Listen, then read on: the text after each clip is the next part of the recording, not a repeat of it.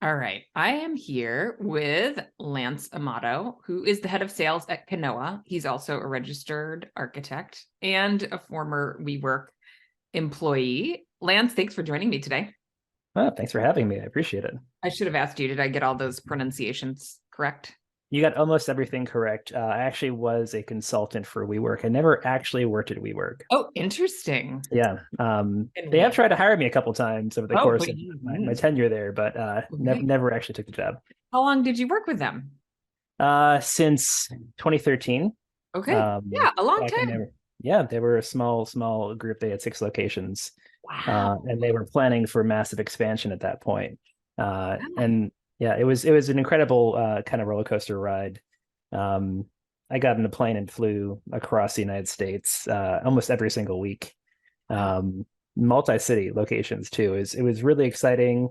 I learned a ton about how to build and design nationally, the various paces of the various cities we have across the United States, and it was a great experience overall. I grew with that group.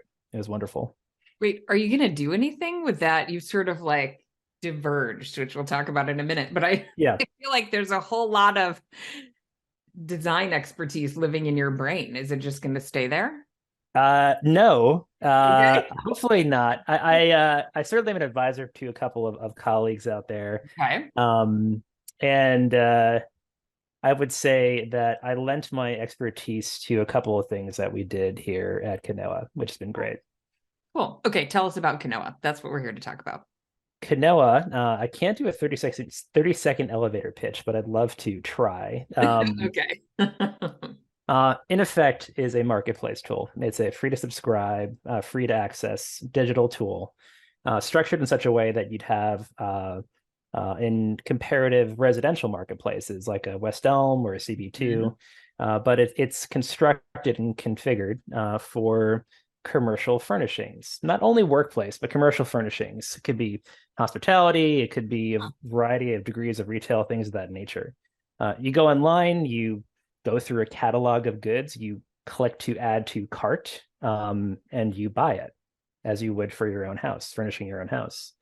The unique and interesting spin, because of the story I'll get into, is that we encourage every subscriber to propose and list their own furnishings and furniture to be sold on resale as well. So similar to a Facebook marketplace, you can list your assets for a second life, a second sale, and find another home anywhere else in the United States. Okay. Yeah. So it was probably a minute, but not It was bad. close. It was Yeah, close. Yeah. totally. Okay. So, yes, tell us the origin story. What was the problem? What was the opportunity? Why did Canoa come to be? And when did it start? Well, I'd say it started in 1900 when we started Oh, making furniture. No, I would say several of us through the experience of designing, specifying, procuring, installing, building, learned a lot of hard ways of what it took to get to that. The aspect of creating an environment, curating images, presenting it, then getting prices to learn it's too expensive or too long, to then go back to the drawing board, to then represent it, to then do it over again, to then actually buy it. It was just a very lengthy process, and it just transferred so many hands. In that capacity, like once it's installed, you don't know what you have after day one. It just kind of sits there. Your record of your product listing, it resides in a PDF on someone's computer somewhere, or on a Google sheet, which is where most of these things predominantly sit. So in effect, when people have to either move or reinvent their real estate, they don't have a record of what they have, and inevitably, the stuff that actually sits there, that exists in that space, is discarded, trashed, or it's to the very last moment people have to decide what they have to do. We learned this lesson the hard way, and the whole team here planning for the WeWork expansion, but also the fact it's commonplace in the architectural interior design community. We design for day one, yeah. but what happens after day one? Uh, our industry usually results going all the way back and starting over again at day one. And how many spaces have you, I, or anyone else listening to this walk through that's already fully furnished, has been sitting collecting dust for 1 month, 1 year, and inevitably just goes to trash again? So that kind of burden, that weight fell on many shoulders across the team here, and we all kind of had our trigger moments. I had one of my experiences when I learned about the wastefulness of I'd say the construction industry, of how we build and demolish things so quickly. And from others, we're seeing the products they specified sitting on the streets in Los Angeles. We all kind of came to this point through various experiences, but coming together, really we wanted to do something a little bit different, and really try to provide value across the whole commercial sector. The interesting thing in this whole thing here is that we predominantly live in big cities, right? And we're so used to a certain means and methods of buying things. So here in New York, you go through a certain process of specification to design to then outsourcing to get someone to buy it, then getting installed. But that doesn't happen everywhere. People buy online across the United States. And predominantly the things you can buy online, not always, but many a times the things you buy online, the material that's made, the resourcefulness, we call it fast furniture a lot of times, it does tend to fall apart quite often. But that's the only availability that many of these people have. So that's the only resource they can go to. So we've kind of found a couple of those challenges and tied them together into this more circular economy-based digital marketplace, is what we have. Okay, I love it. Did you officially start pre-pandemic? Unofficially, lots of conversations happened, but I'd say the company really kicked off June 1st of 2020. That's when everyone kind of said, "Hey, this is happening. Let's go." June 1st, 2020, if you have the history straight, was during COVID. Yeah. So it was I would say people always tend to say it's either the bravest or the stupidest thing you can do to kick this off. But I would say great startups always start in times of challenge, and that it did.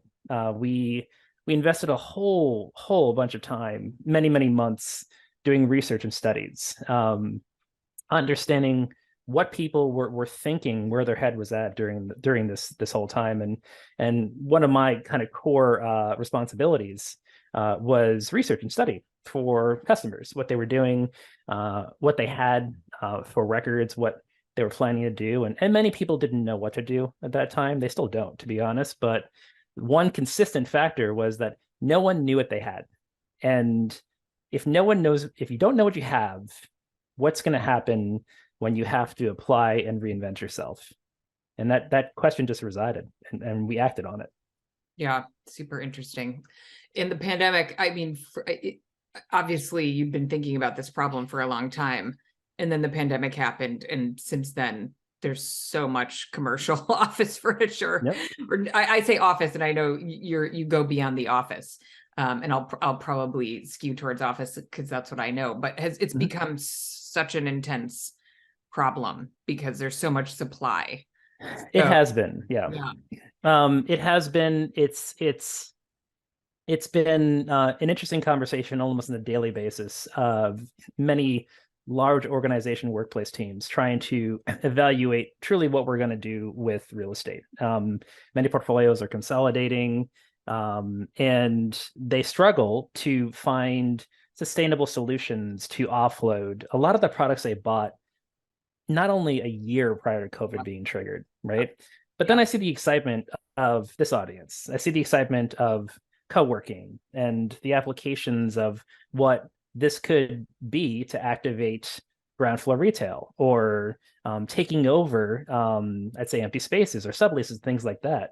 And the one thing that got to me, and actually got me to you, literally June 1st of 2020, was the anticipation of what this model of co-working could be as a solution for part of this real estate problem that we have. And through this excitement of expansion, especially now, how are they buying stuff and what are they doing? I mean, the speed and pace that comes to having to build and act so fast in these markets, and also in the fact the price points that are very tight with wallets. What are they doing? Are they going through these long-term processes of design to buy to solution? Probably not. They need to activate their spaces as quickly as possible to encourage community to then get more users and people to their space. So it's been an interesting kind of dynamic of seeing these organizations who have the supply of product, and then there's a demand side of it as well, both for pre-owned as well as new products as well. It's been really interesting. Okay, so give me a a use case for a co-working space operator. What are they doing on your site? Okay, so there's a lot of different capabilities that could be done on our platform.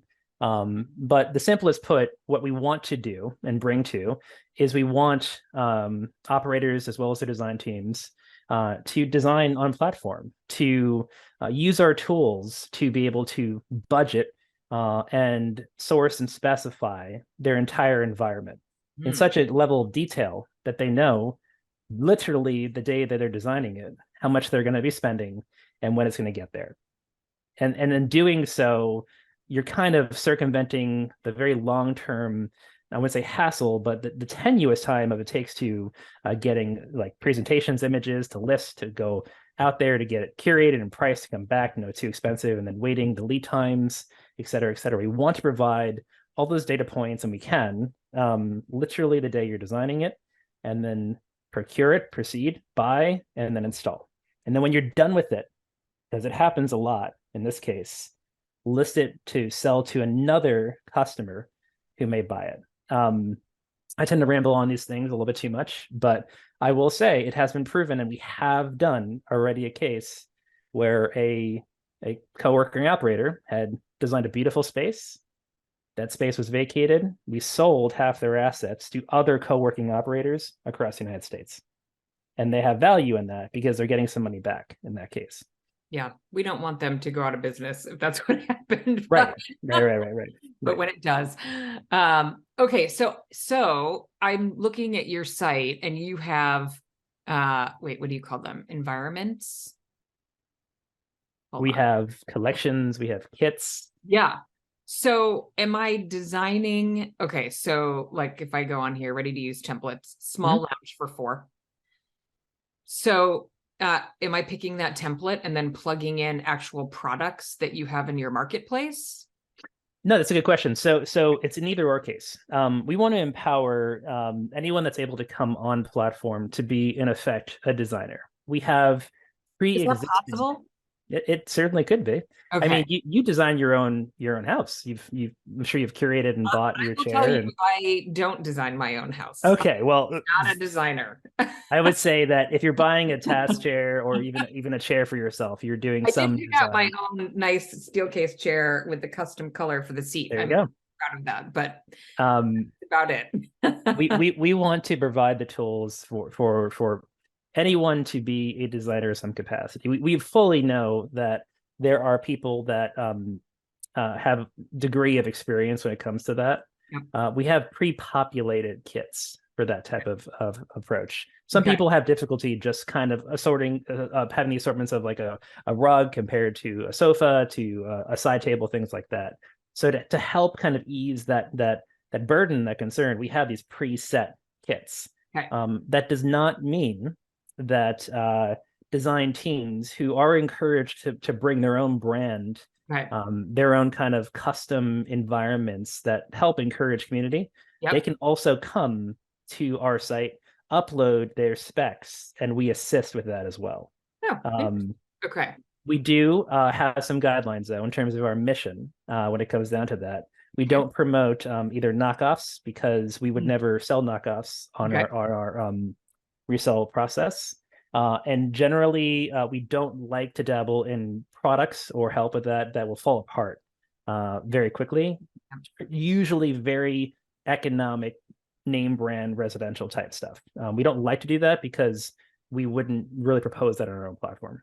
Yep. Got it. Okay. Like IKEA. Does IKEA fall in You that? said that word. I'm not going to You're name not brands. okay. Please don't name. But Yeah. if you kind of get my drift there. But yes, well, I think it's helpful to the audience because, just in thinking about the trade-offs. I mean, to your point, commercial furniture, so I had my co-working space in Palo Alto for 7 years, and then it closed in June of 2020. So same, my lease was expiring, so it was going to close Yeah. anyway. But the commercial furniture was still like almost like day one. I mean, it Mhm. was really intact. You Right. know, did a good job at cleaning the chairs and all that good stuff every so often, but it lasts. So, Mhm. but yes, I don't want to talk about where all the furniture went. It's the story you're trying to avoid in doing Yeah. this. So, Yeah. okay, so somebody who understands what they want to create out of the space and the types of settings they want to create can go in here, do Mhm. their design, piece together the space, and plug in product Yep. and work it. Okay. We're trying our best to support the designer in and meet them to a point where we're not trying to reinvent their entire workflow, but trying to promote and accelerate that as Yeah. well. Yeah, totally.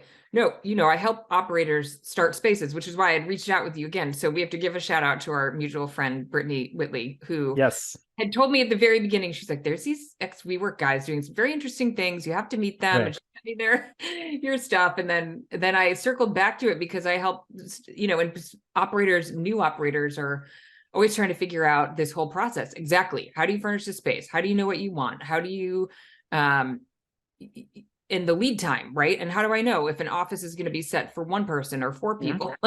And then how do I manage that demand with the ability to get furniture? And it's a complicated process, to your It point. is. Yeah. And then some folks want to, so it's super interesting. I'm a big fan. I think most co-working spaces should have a professional designer involved, because I think, this is a personal bias, I think the bar is quite high today for experience. I agree with you. Yeah, I so agree with I you. think if I have a very nice home office, which was designed on there's two of them, Modzy. Okay. You know about Modzy? I do. Yeah. I mean, they went out of business. I was like devastated.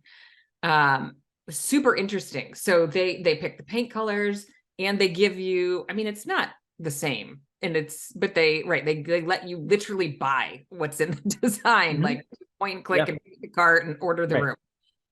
Because I kind of know what I want, but I can't get the colors right and all the things right. And then I used Havenly for a couple of other rooms after Modzy went under, and they don't do commercial, but right, it's a nice way to get involved in the design process and it's pretty efficient. I mean, they Mhm. would design and say the same thing. It's probably sort of like I don't know. I love the kit of parts idea, because I do think there are settings that just make a lot of sense in a more typical co-working space. And so that's what you're kind of providing. Okay, and then the environmental piece. So let's talk about sort of the circular Mhm. economy. So we talked about this a little bit at Juicy. So it can be really expensive to move furniture around, but the value proposition is partly that you can buy really great furniture that's stylish and durable, and the shipping cost may be, or the cost of paying, you still may get a better deal even when you're paying for shipping to move it Right. around. Yeah. Right. Absolutely. It's one of the interesting things we see from buyers on platform is they're certainly like drawn by the very discounted price of these designer Yeah. products. The shipping always has to be included, and I always pre-warn people that shipping is traditionally something that is higher than normal, because it traditionally is not flat packed. It's not coming in kind of a Right. concise truckload, but I will say that every single time it still is a better value than shipping something new and waiting that long to get it. It's a time, and also I'd say a value. I have been looking for this type of solution for a while, and there are a couple of like smaller, like kind of more local people doing this here and there. And for my Palo Alto space, we added offices at some point, and I got everything secondhand from one of the kind of Mhm. local sites. And same thing, the shipping was like, ouch, but I got fantastic product, almost brand new, that was, I don't know what the term, like, right, circulated at the time. Like liquidators is sort of the traditional, Yeah. right, like platform, but going into those places is like yucky. It's like a yucky experience, and it's not well merchandised, and you can't see it in context. So your platform is really kind of just really modernizing that. Like, what do you do with furniture? How do you see it? You're creating, I mean, I haven't looked at the actual product inventory on here. I will say you're definitely blowing to a point here. And one of the biggest challenges, and there's certainly other people doing this type of approach, and we encourage every colleague and company doing this. We feel more of a partnership and alignment to promote this than necessarily a competition against it. Because but I will say, based sort of yeah, it purely it's the mission part of it is what drove us to do what we're doing. I will say that people have been doing this for a very long time. To your point, to have people go and see like a dusty warehouse photo or an installed photo of when it was done before, 6 months ago, it's not curated to such a degree that's it's enticing for a designer or an end user wanting to get it. Like, so, you're sending, hey, there's this chair and here's a terrible photo of it, and took it on site when I was walking through. Do you want it? And you're like, I don't really know. To model in such a way where it's structured and actually even like built in these kits, pre-owned, and a balance of sustainable new products into something that is unique. It's curated, it's designed for your type of style. That's what we're going for. We're kind of blending it together into one. Sorry, I'm looking at my list of questions for you. Okay, so how does this, so typically a new space will, right, either they have an in-house, well, not very many people have in-house design teams, a few, right, the bigger brands. But as you know, this is outside of WeWork, this is a hugely fragmented business industry. Yeah, I mean, lots and lots of independents locally. So, the typical approach is to go work with a furniture dealer. So compare to a furniture dealer in terms of like, what am I accomplishing with your platform versus what I would do with a traditional furniture dealer? I love it. Excellent question. So I have so many colleagues and friends that are furniture dealers. And when I started doing this, they came to me and go, what are you doing? What are you doing? What are you doing? And I'm going to make a t-shirt pretty soon. And it's going to say friend, not foe. Like I have to walk in and say friend, not foe. And even you're questioning, why are you friend, not foe? Here's the reality of it is that we proposition here, we're an order-based organization. You come online, you buy in a marketplace. This is a marketplace function. We are not a service-based business, which means we're not going to arrive at your site on your weekly meeting and attend those things. Dealerships do. And by the way, we work with dealers to provide that degree. There are things you find in a marketplace that we can provide exclusively, ideally our inventory.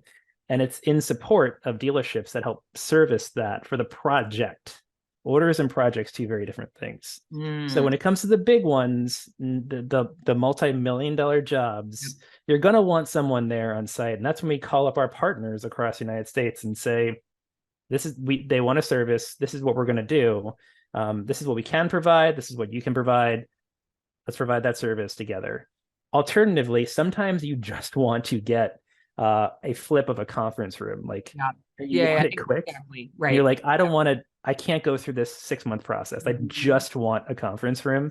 Yep. You're going to buy that. And to reality, like, and I'm not going to put my words in their mouth, that's a very small project for a service-based organization. Right. So there's like this balance between the two. And we are tending to find our partners that are dealers utilize the technology of the kits and the pre-owned for the smaller orders, because the resources it takes to make the manual process, it just takes too long, way too long to do. So right. I always do the friend not foe scenario, and people tend to laugh, which is no, I mean, that's kind of what I was like, is this, is it like directly competitive? And it's not necessarily and it may be that, order. I love the sort of order versus project to some extent. Right. Yeah, like my use case. Yeah, we put in a bunch of new offices, and I knew what I wanted Mhm. because it was very clear, and it needed to sort of match what I already had, and I just wanted to make it happen and quickly. And same thing. We did a conference room, like the media setup. Um, okay, so Yeah. what does delivery look like? Speaking of service, does this come on a pallet and I have to carry it into the office, or what does that look like? So we have to have the capabilities to do delivery and installation just because we promote the acquisition and relocation from one point to the next of pre-owned. So we have across the United States third-party installers that we work with. In addition to that, we also have our own group of site representation from Canoa that manages the installs. So you can come online, you can put to cart. If it's small order, you can just do a drop ship right to the doorstep or the Okay. loading dock or whatever is necessary. If it's a bigger order and you feel uncomfortable doing it, we do provide delivery and install. Okay. I can still remember when I opened my Palo Alto space, I ordered pop-in filing cabinets. Yeah. And I don't know if I didn't think about it or what, but they just showed up, and like the driver couldn't bring them inside. So Yeah. pallets of them. And I had one by, and filing cabinets are so awkward. Oh, I know. Think like, did I have a dolly? I can't, like, there was some like real problem. I was so tired. I had to take a nap in the conference room. Like, there was nobody. I can't think if there must have been no members. I went into the conference room, closed the door, and slept on the floor. I couldn't drive home. I was so tired for moving those pop-in filing cabinets around. I'm sure you're not alone too. I'm sure everyone has I probably experienced that know. once or Just twice. like those memories of, okay, so, and does sort of the reverse happen if I have furniture that I want to sell Mhm. on the marketplace? What does that look like? We have a fairly standard upload process. We give you just a template to upload, take a photo of the actual product, fill out a couple of points of information. There's usually like 4 or 5 points we ask for. And more specifically, ensure the condition of the product because it is at a pre-owned.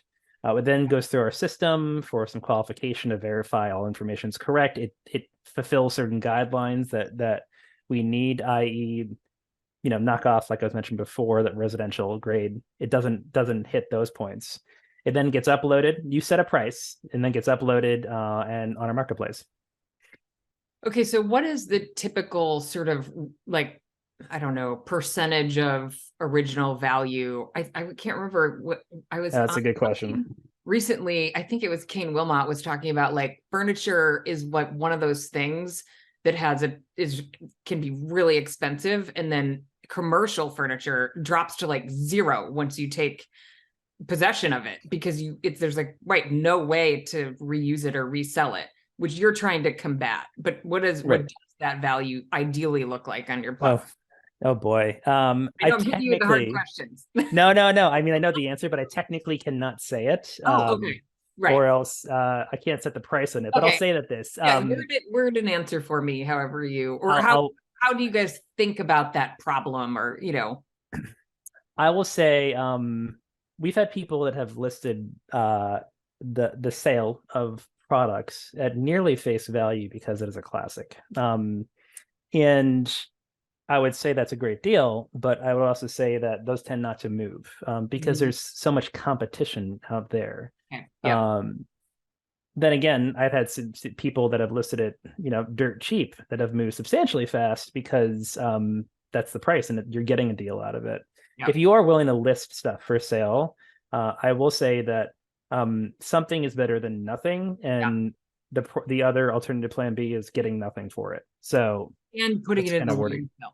Yeah, Which is, I'm sure that's one of the pain points, like, so painful to just think about all that furniture. I mean, you can try a liquidator, but will a liquidator even I don't know. There's got to be some liquidators, donation capacity that they have. centers. Yeah. Yeah, there's so many things here. It's Yeah. wild. Yeah. So part of it is really not necessarily that you're trying to recoup. You did mention you had a co-working space operator, like resell furniture and go to other co-working spaces. Some of it is like, let's recoup up some value maybe, but also like, let's put it to good use, in the environment. Yeah. Can you Right. just I mean, talk a little bit more explicitly about the environmental benefits of the model. Oh, that's an excellent question. So the whole purpose of by the way, in terms of our new brands as well, this is a very critical point. We do have very strict guidelines of the new brands we tend to sell. There's a measurement that is passed around a lot in terms of we call it embodied carbon, of materials, both in like construction-based buildings as well as interior environments. In the interior world and even the furnishings world, that measurement gets a little cloudy. It gets difficult to measure. We have great metrics on what it takes to build a building in embodied carbon. It gets less structured when you're dealing with interior furnishings. But it's kind of ironic because the interiors of this buildings flip more predominantly than the actual building itself. You build a building 50 years, Yeah. you flip a space 5, 7, 10-year leases. Yeah. So, it's like you may feel good about that building, but if you build the entire inside unsustainably, then what's the point of it again? So, it's one of those things. That being said, the embodied carbon can be measured in a variety of different ways in the interior environment. Many manufacturers have what we call cradle to gate. It means they have the tracking of what it takes to take all the raw materials out of the world, fabricate it, and get it to their loading dock. We have another measurement there that goes, hey, I'm going to tell you how much embodied carbon it's going to take to get it from your loading dock to that space, which is all great tools. We actually have requirements on our platform to measure those things. But the success of what it means to do pre-owned and resell, things already exist in the world. Yeah. So you're setting it to nearly zero. Yep. From new to nearly zero. Try to get my hands on the screen here. Mm-hmm. That you're not taking raw material and you're not spending all this time fabrication and things like that. You're not extruding anything from the world. It already exists. So why don't you just use it? You're drawing that line of sustainability down to net nothing. Now you still have to travel. The distance is a big thing. Like it still needs to be transported, but there are tons of studies out there, and not even anecdotal. There's measurements literally online you can do right now that show you that transport's a fraction of the embodied carbon of a product. Yeah. Yeah. I was thinking about that too. Right. And also, like, again, the alternative is landfill, and then making something new again. So this is not in my list of questions that I sent you, but I'm just curious about mindset. Like you talked about, some of the things that you and your team were seeing and, why you started the business. It is like just this ingrained idea. I mean, I wonder if co-working space operators are a little bit different. Like if I, have a business and it's successful and I'm, building a new office space. Does anybody do that? I mean, people will keep doing that, right? Right. Yeah. I have this mindset that it must be new. Like I must, like, yeah, that shifting, is that part of your mission, like to change how people think about starting from scratch? I mean, just like building out, I mean, I'd be curious too what you think about sort of all the flexible building materials like drywall and, the idea that you rip out office space every 5 to 7 years is also, you must have seen that like hundreds of times, right? And I'm sure that started like the whole thing was just weighing on you, like there's so much waste. But yeah, how do you get how do you make that mindset shift? Like I feel like the initial driver is budget. If I'm opening an office and I'm like, well, I don't want to buy new furniture, like stuff off of Facebook Marketplace, but you're trying to sell really high-end brands, some of them, I just looked at your brand list. And some of that may be new product, versus, how do you, what does that look like? Do you think there will be sort of a collective shift to, we don't have to start from scratch, like in general, co-working space operators and just like commercial furniture in general? I would say, that's a loaded question. Okay, let me get into this one. I'm gonna break off the hard materials because I have my own opinions and we can go down a rabbit hole, but I'll talk about that in a second. I will say collectively, whether you're doing the solo or whether you have a team behind it, creatively, people feel the urge to construct and envision an idea from scratch. I've learned that through 20 years of the interior architecture world. There's a value provided from wanting to construct an idea from nothing. I'm not saying it's a bad thing. I'm saying that's a great thing. Yeah. These ideas, like culturally, whether it be, and I'll throw names out because I'm not criticizing them, whether it be WeWork or Industrious, Yep. Serendipity, or even operators of varying degrees and scale that I've gotten to meet, like they're constructing a value from nothing, and that's great. Those things come with physical environments, for the most part, especially in the co-working world, that you need a physical environment to do this. Yes. So you're pulling that. Now the function of pulling those things, the resource people use, it's not books anymore. People don't use books. They used books when I was younger. They used resource libraries of books. They used hard-coded materials of books. I went to the library and did a very bad job of picking materials. My wife's an interior designer. She yelled at me, like, we actually worked together. It's a whole other story. But it's like that's gone. Like, and no one can disagree who's listening. Like, everyone goes online to do stuff, right?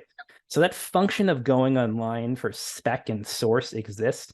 That's why we exist. Like, we're existing here, whether you find it on our site, and it does mean new or pre-owned. We're trying to encourage the designer, the specifier, the selector to buy better. It's one of our core values. Buy better. Waste nothing, by the way. So it's one of those things, like, that's what we want them to do, because if they don't do it there, they're going to go somewhere else and do it, and they're going to do somewhere else and do it. Now, like, the economics of that, outside of providing value and buying better on our site, is, yes, you could get it cheaper through our site. You can also get it cheaper through other sites, which may or may not promote sustainable sourcing and selection. But we're trying to really drive that home of providing design tools to buy better and then find it here. So you're making, like, the right environments from scratch for your space. I don't know if that answered your question or not. No, it totally does. And it was getting a little bit to the psychology of, right, like, I want to create, I have a vision and I need to create it. But right, you help me think, but buy better. Like, you have the vision and then find the things that fit it, and maybe there's a better solution than I keep just going to the circular, like, not new, although I love the fact that you've curated new that fits the buy better approach. I'm extra fascinated by the circular, like, how do we reuse? And that, so I that makes a lot of sense. You're creating a place where maybe, if they're even to sort of help them think that way, because you have the tools that they can use, and so when they're thinking about the buying decision, it's like, oh, I can buy these things, and it's better. Yeah, that's exactly what we try to do. We just by happenstance happen to promote this ability of this, like, second life cycle, and I'm like, it's humbling to be able to do that now and to find success in that. I get most excited when we take it from one point to the next. It's one of the most exciting things of, like, my day, just because it sounds weird, but, like, literally moving a task to a phone booth from one point to the next, it gets me, like, it gets me up in the morning, and I know, and people are going to kill me in my company, but, like, I literally know every product in that the pre-owned portion exists in the United States, because I just know everything about it. It's, like, my favorite thing. However, that being said, it doesn't answer for everything. Sometimes you do have to buy new stuff. But that being said, where we are and what our platform provides is, we're providing a more sustainable solution for that new as well. Yeah, across the board, totally. Yeah, I have to say, from a personal preference, and I wonder if this is true of a lot of co-working, the whole, like, I'm not going to be able to think, you'll do better with the language, like, feel like you're at home, but you're not at home, like, vibe of a workplace. Like, we've sort of, like, graduated from this, like, we like super corporate environments, that feel corporate and sort of sterile. And I think not that all, you could still get lots of corporate furniture that you're reusing, but the ability to sort of mix and match and integrate a little bit, I think plays into that feeling of, I didn't just buy the Pottery Barn catalog kind of look, I've Yeah. always enjoyed and think highly of people who design spaces that can, integrate a little bit of both and make it feel, feel good and still professional and like a great place to be. It's funny that you mentioned that the big organizations and their scaling processes. Remember where we all came from. Yeah. The very first structure of our platform was based on scaling protocols, like that scaling processing. The kits actually, while they're now pre-constructed and available as a shop, literally we have kind of pros that the different types of customers and accounts, they have their own standard kits that they roll out over and over and over and over again for their spaces as well. It's one of those things. It's interesting, having learned specifically when it comes to co-working, this part. There is only so many scaling co-working companies of that capacity, and then we just decided, let's curate our own solutions for others and then make it more predominant in the marketplace, which is great. It's funny, the same tools are actually being used for big corporations in our platform as well. Well, that's the thing. I was just thinking, like, it's all started to blend more, and not say everybody, but non-co-working, like regular companies are thinking about, how do people want to work and what types of environments do we want to provide? Mm-hmm. Like, I'm just looking at your lounge settings. Like, those are the kind of settings people enjoy, right? When they come to work, and we want people to come and collaborate and hang out. And so, right. I love the team collaboration for 8 with all the, the visualization of these is really helpful too. I love that. So, right. Settings that are like activity-based working and that kind of thing. Like, what are the appropriate settings? I remember having this conversation with, Mark Gilbreth? Yes. Yeah, he was talking about this for a long time. Like, there's got to be a kit of parts for co-working spaces. Like, it just makes sense that there are settings, to your point, that get repeated, and not necessarily at the WeWork level of, we buy, 1 million of the same task chair, but like, right, that certain settings that just work if you have a collaborative workspace that, you want to, and not every space is the same, but it totally makes sense. But that someone would want to make it their own and sort of maybe start from a template and then customize it and plug in, different seating or different shelving or whatever that is. So, super interesting. Okay, what am I not asking that you want to tell us about? What are you not asking? Tell us about. That's a good question. I think you're asking a ton of questions right now. Where are we going, and what's the future hold for Canoa? Yeah. So kind of driving that home, and I'm the creation portion. I mentioned to that, the tools to create environments, but providing a home for people to work at. That's kind of where we're shifting our mindset towards. There's a lot of tools that people use to create and design spaces. You can talk about Pinterest, we can talk about CAD, we can talk about a whole bunch of things of that nature. What we're trying to do is try to be that resource that in effect could blend a lot of those ideas into one, kind of trying to draw more interest in there. So we're trying to build out more design tools for mood settings, mood boards, plugins for other technologies that are predominantly used by teams to plan spaces, things of that nature that could further entice this thought of that, hey, we are a marketplace, but we're here not to completely disrupt your workflow, but to add and power to your workflow. That's one thing that's definitely a huge feature that we're kind of building out and moving forward towards for the next 6 months.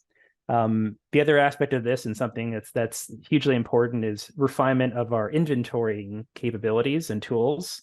You can list something on our platform. Every customer has an inventory of what they've bought and sold on our platform as well. We want to encourage and promote that more and more. So inventory can be shifted between locations. Simply, you can literally, with a click of a button, request movement from one point to the next, from location to location. That's something we're strongly promoting. And then lastly, we're a marketplace, but we'd love to empower organizations to in effect be their own marketplaces as well. There are companies that are built out to be the turnkey solutions for landlords, or we're going to construct your environments, and they're going to hate for me to saying this, but in effect, like, it's the turnkey office in one all-in-one solution. And Office in a box. I didn't say that, so you said it, but I think I actually use that term, but it's okay. Who's your PR team? I'm gonna no one kill me. No one kill me. But tell them it's all my fault. Yeah. No, I will say that there's many viable solutions out there. And the reason for that is that property owners, landowners, they need that type of capability, and they find some success there. So to empower them. I don't necessarily say, I don't say that with any sort of contempt. I think back to the sort of kit of parts, like it's a simple, elegant way to provide a solution. Yeah.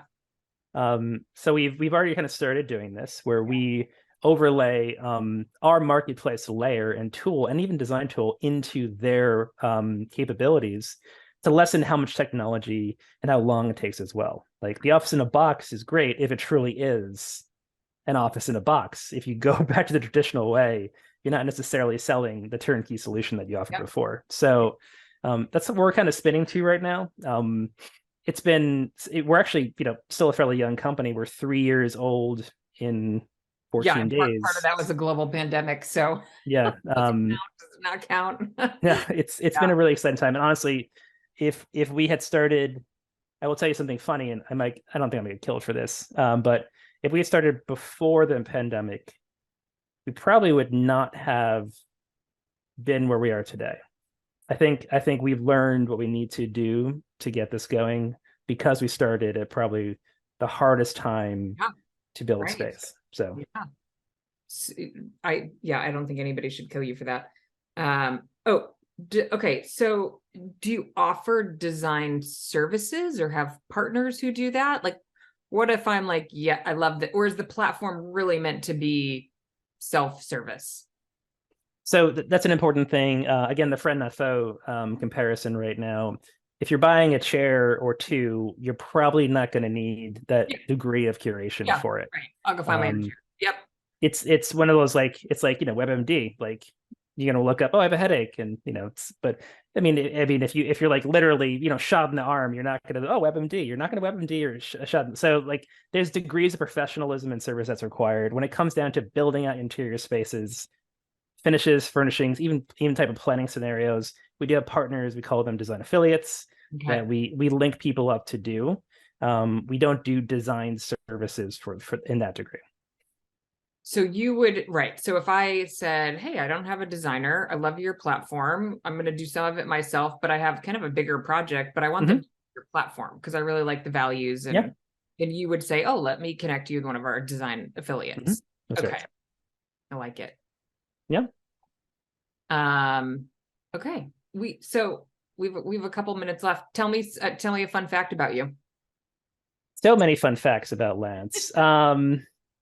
Couple of little known facts that people are quite surprised after the fact is that I was an amateur video game player when I was a kid, and did the whole. You ever see The Wizard? No. Okay, well, people that do Google it, Javits Center, Nintendo competition championships. You like win prize money? You could. I didn't win it though, but I got pretty far down the line with it. That was a lot of fun. And a little known fact, which people tend to be surprised about as well, is my father played professional basketball. And actually, more taller than I thought you would be. My father is way taller. So actually, I'll tell you this: when you're 12 years old and you take a free throw shot and fail at it about 20 times, the disappointment of your professional basketball player's father, you see that face. You never lose that. Oh no! Therapy. Oh man. Oh no! I'll never forget that one. That was on the schoolyard card and missed all those free throws, and he realized my son has literal no skill in basketball.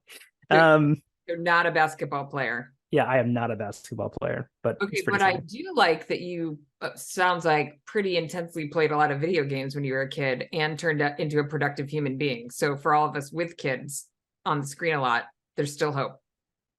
There's still hope. My daughter is into Minecraft right now. She's Mm, 7. I end up playing Minecraft with her just because, I'm I'm an sure you architect, could, so right. that's what I do. Hopefully it pans out, but it's definitely the video games nowadays definitely changed a lot from when I was a kid. I'll put it that way. What's your philosophy on managing screen time for your daughter? Oh, it's weekends for video games for us. We can't do that. When it comes down to TV, we definitely moderate that. Yeah. Um, because kids nowadays tend to have very, very short attention spans. Does she watch TV on the TV, or do On you the TV. Yeah. on the actual, like, because you want her to, or that's Mhm. like, yeah. Yeah. Hmm, interesting. Yeah. Yeah. I have a question for you. Uh-oh. No, it's good. So, I think I pinged you in June when Wait, I June got of wind. 2020? Have you been June of stalking me 2020. for that long? I had been stalking you for that long. Lance Little has known fact, come to audience, I had to tackle her at an event. So it's okay. no. Um, no. It's what are you up to? What's next for you? Oh, geez. Wow, what a big question. Yeah. Yeah, I think I think constantly about the industry is really, it's so new. Co-working is not the concept of shared office space. That's been around for decades. Um, but I think the pandemic has just changed a lot of things, which it sounds like a very simplistic thing to say, but how do people think about the office? How do they think about Mhm. the environment they want to work in? I think we're just at the very beginning of figuring that out and figuring out what the customer wants Right. and what we will create to solve for that. So I'm constantly sort of worried about the business model and how to make that work for people. So, I run the co-working startup school, so I help people launch new spaces. And so in that context, I'm constantly thinking about, like, okay, how do I support that process, in a sort of like shifting and evolving environment. And that's one of the reasons I'm super interested in what you do, because I have a lot of people who are buying furniture for the first time and, Mhm. looking for support for that, which is, I think, why I reached back out to you and then proceeded to ignore your emails again. And then I tackled you in I Chicago, so know. it's great. Thank goodness I show up to events. Yeah, so I think really thinking about that, and yeah, and what the landlord's problem, and Mhm. what does that marketplace look like? I mean, I'm sure for you guys, like, that at scale is a big opportunity for those of us serving the industry, but how do we support them? How do you sort of do it in a way that produces good outcomes for everybody? Right. I think, yeah, creating viable solutions for unused assets, um, and then, yeah, really supporting operators. I think the model is hard. WeWork is obviously, it's not a simple model. I was Mhm. having this conversation with somebody yesterday. It's like, look, people, it's a solution. There's a solution that people need. There's demand for third spaces, of a lot of different kinds. But the business model, I think, is still really in flux, and the interplay between, real estate and the user experience and how you make it profitable. So I'm not answering your question very clearly, but those are the problems I'm trying to solve, like, help people with. So I think that may shift, but it might. I will say this, in the few minutes we have left. The one thing it's a concise message across the board. And I talk to people every single day, tons of people, that there's a degree, the degree of hospitality when it comes to activation of real estate. It truly is here to stay. Whether it is functionally as a working environment, functionally as an entertainment environment, functionally as a sleeping and like residence environment, the activation of space requires a degree of like diversity in the building, and it's interesting to see.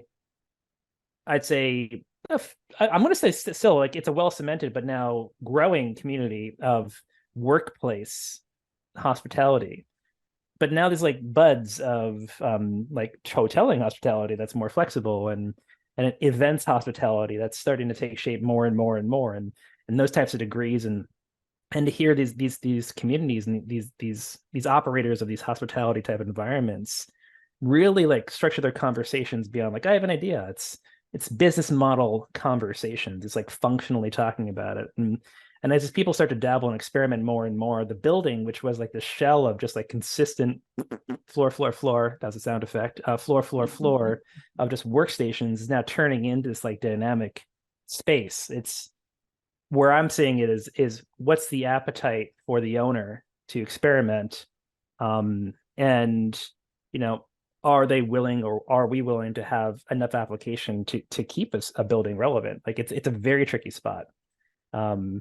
I also feel like big organizations still are trying to figure stuff out.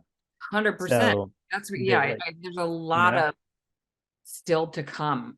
Yeah. yeah. So to presume it's going to be, they're going to evaporate their entire portfolio, it's probably a little too aggressive. I think that there's still this blend of experimentation, which is why I like the fact of promoting reuse. And honestly, something we're not going to get into in this call, but I like the fact of promoting modularity when it comes to construction when we do it. That's where I'm thought. Yeah. Which is, yeah, I hinted at that in terms of, right, the build out. How do you prevent that from all the waste and There's inefficient? hundreds of things. I did a huge research and thesis on it during COVID because we had time. Something that I can't tackle on this call. It'll probably take 20 minutes, but I will say I've learned a ton of what it means to demolish a space and what we could do to promote some sustainability and maintenance for our builds. Yep. Yeah. And again, I think that, yeah, we could do a separate, well, we should cover your thesis on a separate call. Okay. I'm going to wrap this up. Thank you for doing this. Thank you for appreciate it. tackling me at Juicy. I'm so glad we connected. Okay. So I'm going to put website, all the good things, any specific website, best place for people to learn more about the platform. I'll send you a website. I'll also send you like a sign up link as well. Cool. Okay, great.